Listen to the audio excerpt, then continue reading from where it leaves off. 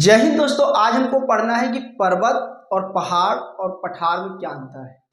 तो उसको हम पढ़ने के लिए समझते हैं। पहले ये जो है पर्वत है, ये जो है पहाड़ है और ये जो है पठार है।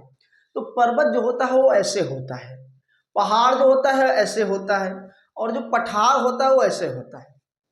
तीनों का जो कहने का अर्थ है इस तरीके से है कि जो हमारा पर्वत होता है वो होता है नुकीला, उसकी होती है चोटी।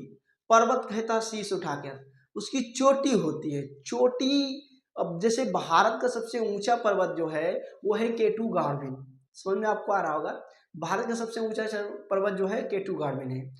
विश्व का सबसे जो ऊंचा पर्वत है, जो ऊंची चोटी है, उसको कहा जाता है माउंट एवरेस्ट, जो कि नेपाल में पड़ता है, लेकिन भारत देश से निकलते ही नेपाल में जाता है। अब दूसरी बात समझते हैं, पहाड़। पहाड़ का जो आकार होता है वो गोल नुमा होता है, ऐसे करके, ऐसे ऐसे ऐसे गोल नुमा होता है, लेकिन इसके ऊपर वृक्ष और इस पे जीवन भी यापन किया जा सकता है। जो कि भारत का सबसे प्रसिद्ध पहाड़ कोई है वो है अरावली। अरावली अभी चर्चित था क्योंकि वहां पे सरकार ने खनन करने के लिए कुछ अवैध तरीके से नियम लाए थे। बाद में जब धरना प्रदर्शन रखा गया तो वो वापस हुए, तो अभी ये चर्चित था। फिर हम समझते हैं पठार। पठार जो होता है उसका आकार होता है ऊपर का चपटा हुआ ऐसे। ये है पठार, ये है पर्वत और ये है पहाड़। समझ में आपको आ गया, ये पर्वत है, ये पहाड़ है और ये पठार है। तो ये जो पठार है, ये पठार भारत देश में सबसे ज्यादा जो प्रसिद्ध पठार है उसका दक्कन का पठार माना जाता है। अच्छा, ये तीनों बनते कैसे हैं, ये सवाल आपके मन में आना चाहिए कि पहाड़ पर्वत पठार ये बनते कैसे हैं।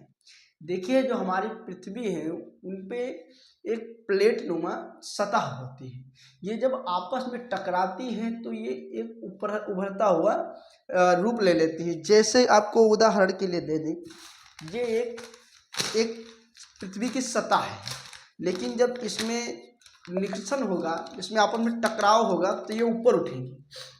ये जो उठती हैं, तो जो बहुत उठ जाते हैं वो बनते हैं पर्वत, जो धीरे धीरे धीरे उठती हैं वो बनते हैं पहाड़, और कुछ होते हैं उठते तो हैं लेकिन उठने के बाद बराबर ही रह जाते हैं, उनको कहा जाता है पठार।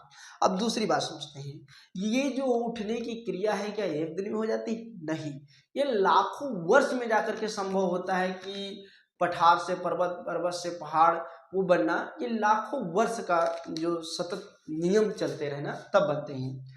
तो अब समझ में आपको आ गया होगा कि ये है पर्वत, ये है पहाड़ और ये है पठार।